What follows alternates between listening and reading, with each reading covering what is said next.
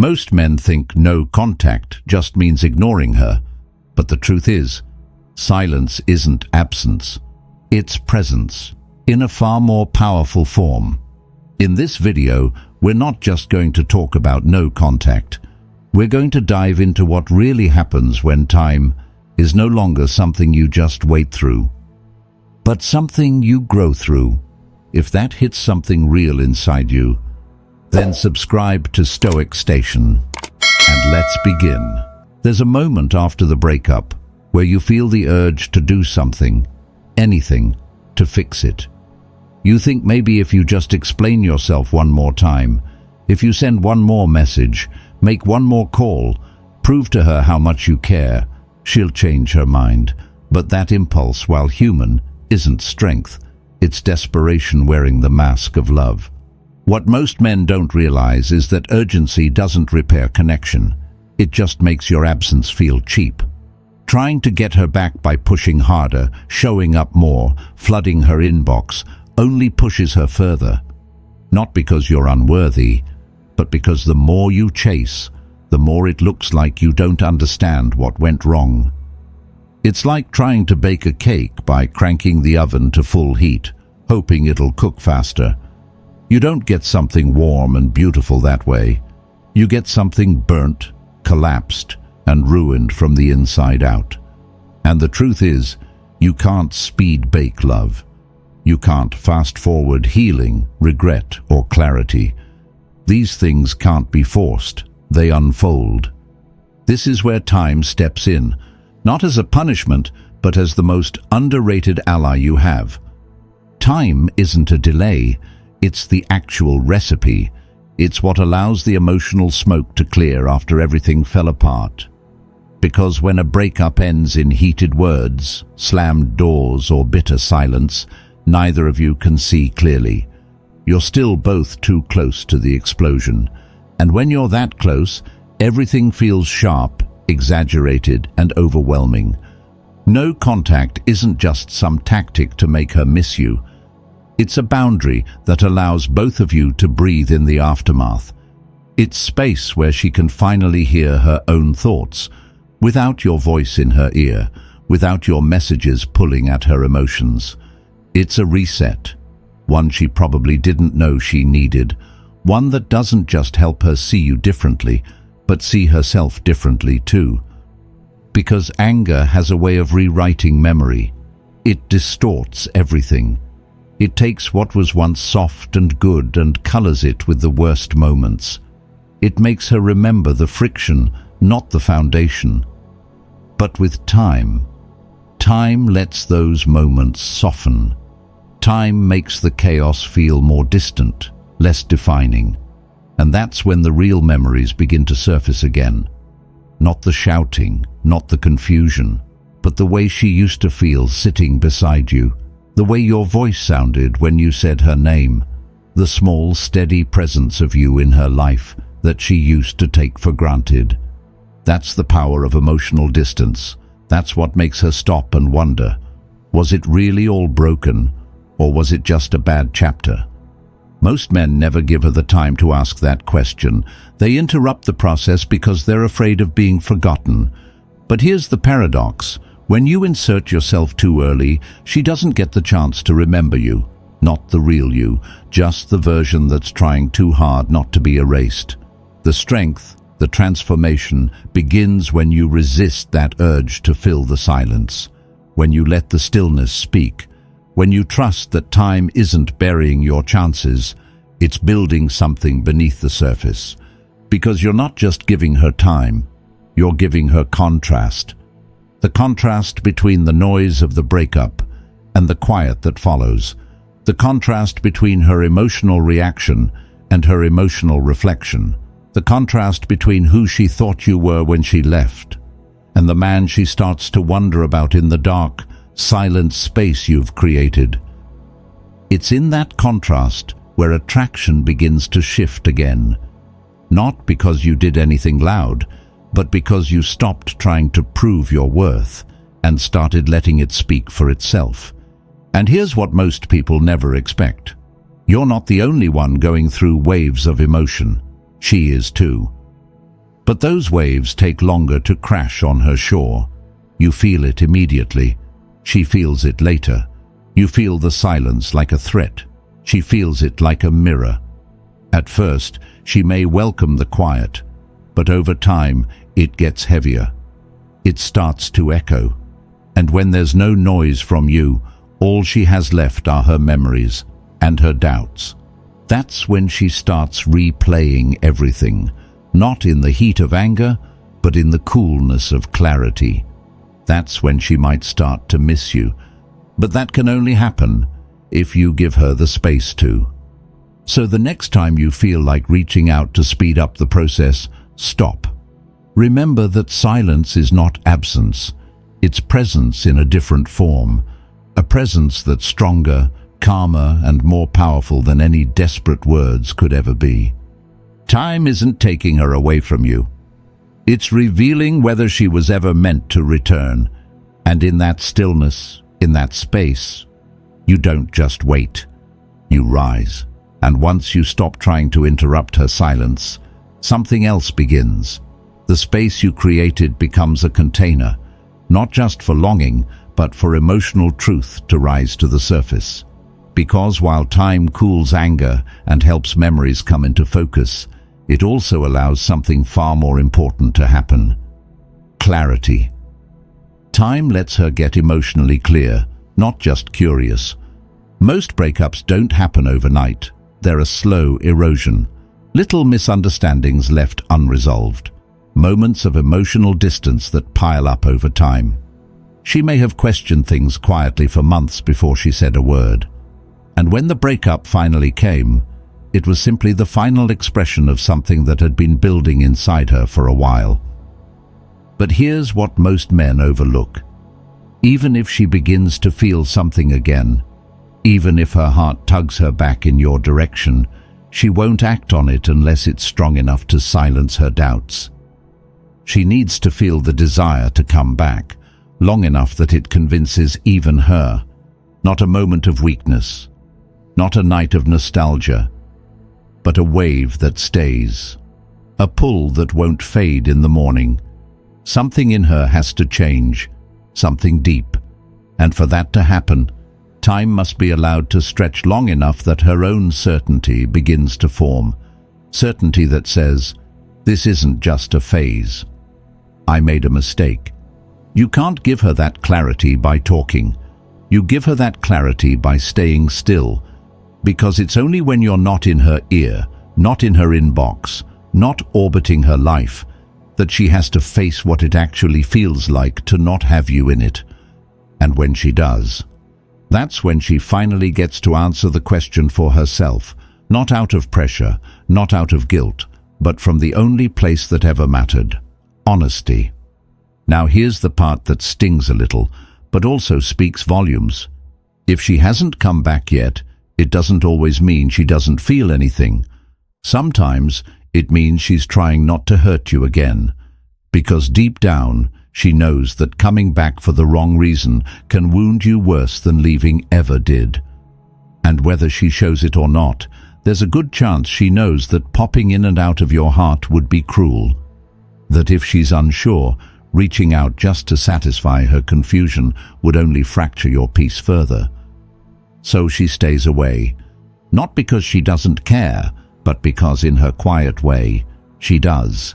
And that restraint, as frustrating as it feels, might be the very sign that she respects you more than you know, that she understands how fragile this moment is, that she's not willing to offer a half-hearted reunion because you deserve something real. Time gives her that room. It protects you from false hope. It guards your progress, and it filters her intentions. When someone walks away, their emotions are rarely linear. There are spikes of regret, waves of doubt, bursts of missing you, but they're often tangled in guilt, confusion, and fear. Time is what separates impulse from intention. It's what reveals whether her feelings were fleeting or real enough to survive the silence. And if she does come back after that time, after sitting with her decision, carrying the weight of your absence, and truly living out the consequences, then she comes back as someone who isn't guessing anymore.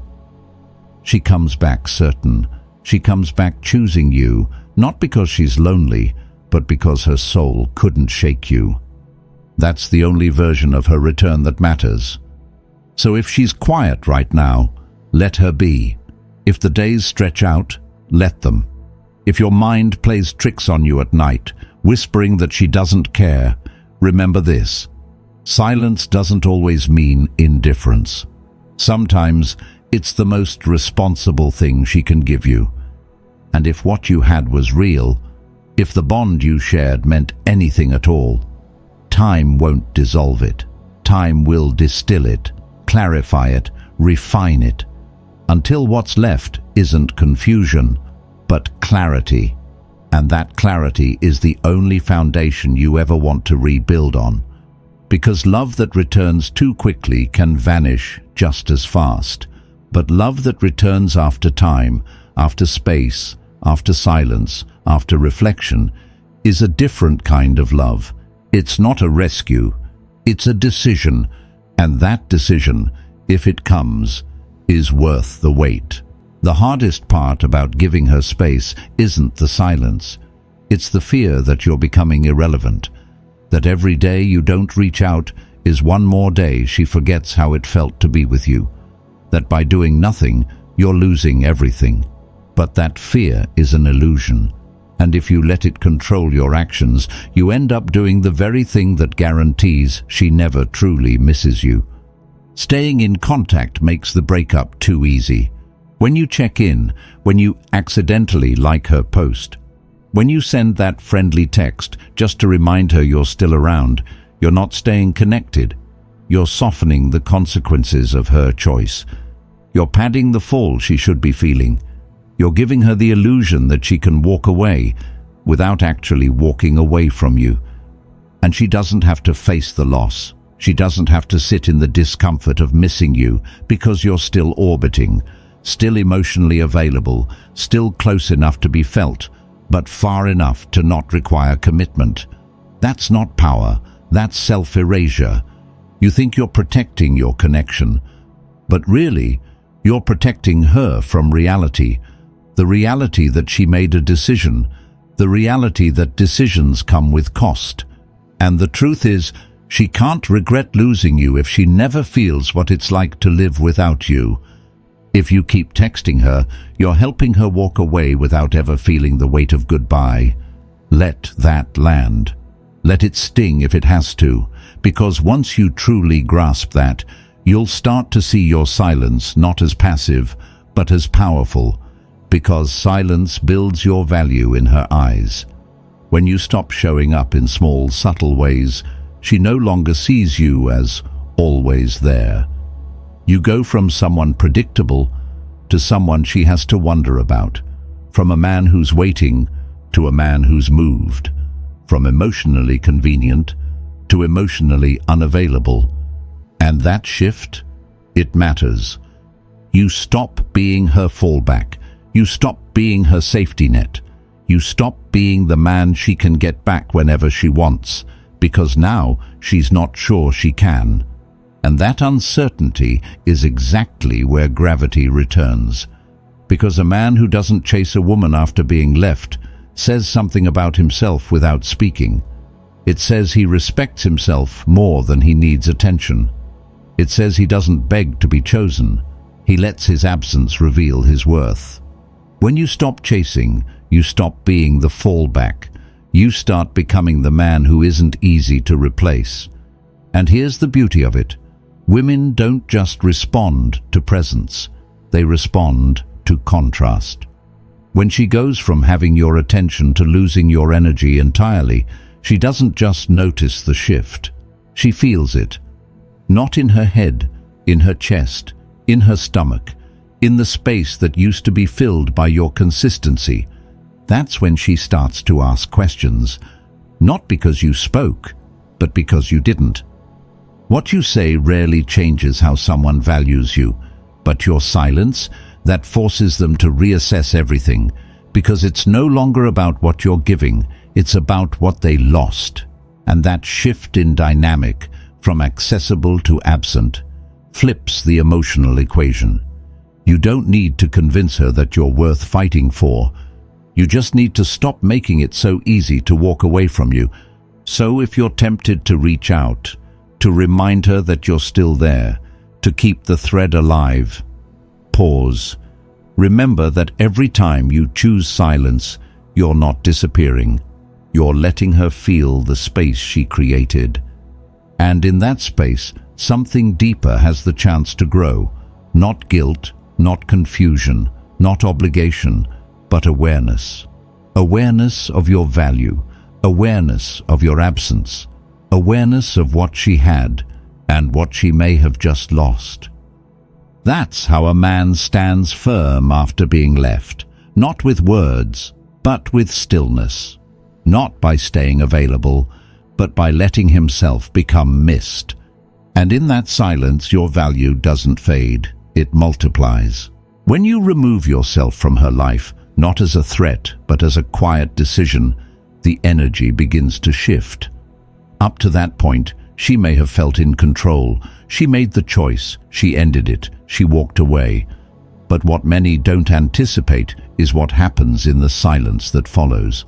Because once you stop reaching, once you stop making yourself emotionally available, you've given her something she can't ignore, space to live with her own decision. Distance makes her live with her own decision. You're not doing it to punish her. You're not trying to manipulate the outcome, but you are respecting the boundary she created. And now she gets to experience the world without you, not the version where you're still checking in, still quietly holding hope, still responding to her breadcrumbs, but the version where you're gone, completely, calmly. Your silence forces her to sit with what she chose and ask herself if she still wants it. And that question can't be answered in the first week, or even the second. It's not born from relief. It grows from contrast. From that first night where she reaches for her phone and realizes you're not reaching back. From the moment a memory hits her chest and there's no reply, no comfort, no trace of you left in her daily rhythm. That's when she begins to feel the ripple, not because you disappeared, but because you let her experience exactly what she asked for. And the longer that space remains untouched, the more clarity it brings, not just to her thoughts, but to her emotional truth. If you interrupt that space, she never learns what missing you feels like, and she'll never truly reflect on what she gave up. That's why it's not about silence as a strategy, it's about silence as a mirror. You gave her the breakup. Now let her feel it fully, because only then can she ask the deeper question, the one that starts to echo in the quiet. Was I wrong? And should that moment come, should she reach back out or cross your path again, it won't be the same reunion she imagined, because you won't be the man she left. Time makes your comeback feel like a storm. Let's say the day comes where she sees you again. You don't just look different, you feel different. The weight in your eyes, the stillness in your voice, the strength in your silence, it's all there. Not forced, not performed, just real. You're not chasing anymore. You're not explaining. You're not seeking closure. Because you became the closure. You accepted it, lived it, and built through it. That kind of energy, it lands. It disrupts her assumptions. It pierces through the old story she told herself about you, because the man she thought would wait, the man she thought she knew, no longer exists in the same form. You're not just back, you're better, and that realization will overwhelm her. This is when some women break down, not because you demanded it, but because the contrast between who you were and who you became is undeniable. It's emotional, it's jarring, it's humbling, and for her, it can feel like waking up in the aftermath of something she never meant to destroy, only to find it's no longer hers to fix. She may cry, she may apologize, she may ask to start again, But what really hits her isn't the memory of what you had. It's the weight of who you are now, without her. And here's what's most important. She won't be coming back for comfort. She'll come back because something in her finally caught up. Something real, something anchored. And she'll know that what she once walked away from is not something she'll find again easily, if ever. That's why you don't rush the process. That's why you stay silent. That's why you don't break the stillness just to prove you still care. Because when she sees what her absence forged in you, it won't be pity that rises in her. It'll be awe. And in that moment, quiet, grounded, undeniable, you won't need to say a word. She'll already know. And if that moment does come, if she reaches back, if she circles around and finds her way back into your life, you'll face a choice. It's tempting to open the door wide, to let relief take over, to welcome her back with open arms simply because you missed her. But don't confuse the return with the restoration. A second chance means nothing if it mirrors the first. It has to feel different, earned, intentional. Don't let her come back too easily.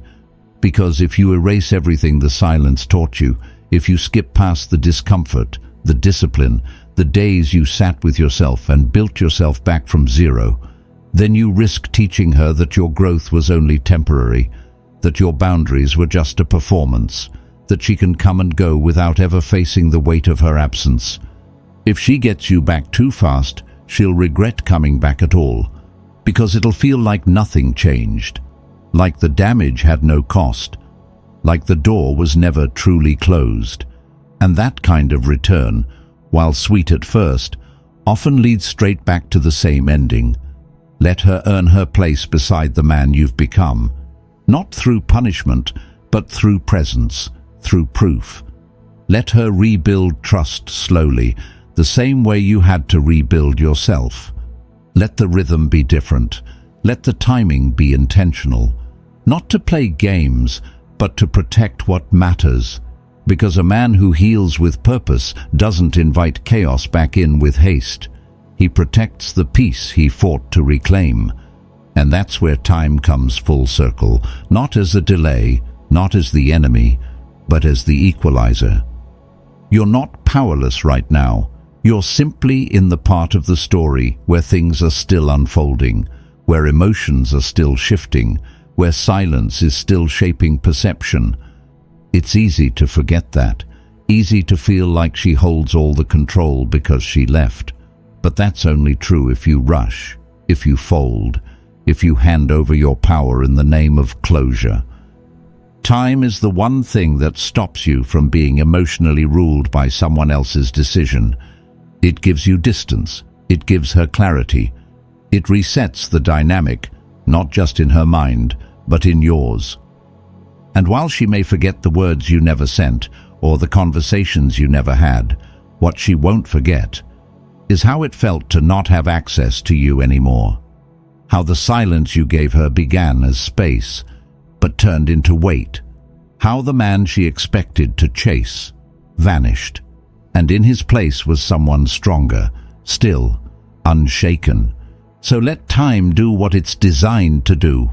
Let it sharpen you. Let it humble her. Let it reveal what's real and strip away what isn't. Because in the end, the version of you that walked away with dignity will be remembered far longer than the version that begged to stay. And if she comes back, it should never feel like a reset. It should feel like a reunion with a man she almost lost forever. That's the quiet strength that time offers. And if you can hold your line long enough, it'll give you something even better than getting her back. It will give you back yourself. Summary. And if you've come this far, if you've stayed quiet when it was easier to plead, if you've held the line when it trembled under the weight of memory, if you've let time do its work even when the silence felt unbearable, then you've already begun to step into something deeper than getting her back. You've stepped into yourself. Because the purpose of this distance was never just to make her miss you, it was to strip away the noise, the chaos, the need to be understood, and to reveal something far more powerful: who you are when you're not trying to be chosen. That's what time has been building this entire stretch, quietly, invisibly, and without applause. It's not working against you. It never was. It's been refining you, testing you, preparing you to meet whatever comes next, whether that's her return or your rebirth. And the man who walks out of this won't be the same one who was left. He'll be stronger, wiser, more grounded, not because he pretended not to care, but because he cared enough not to collapse, because he chose stillness over scrambling, self-respect over reaction, silence over spectacle. So if she returns, and if she recognizes the difference, it won't be because of what you said. It'll be because of what you became. Time is building the version of you she'll never forget.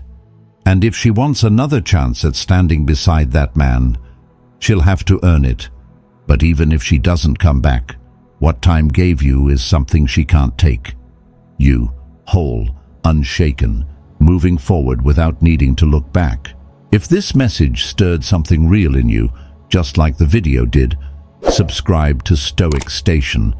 And remember, your silence isn't weakness. It's the unshakable strength she never saw coming.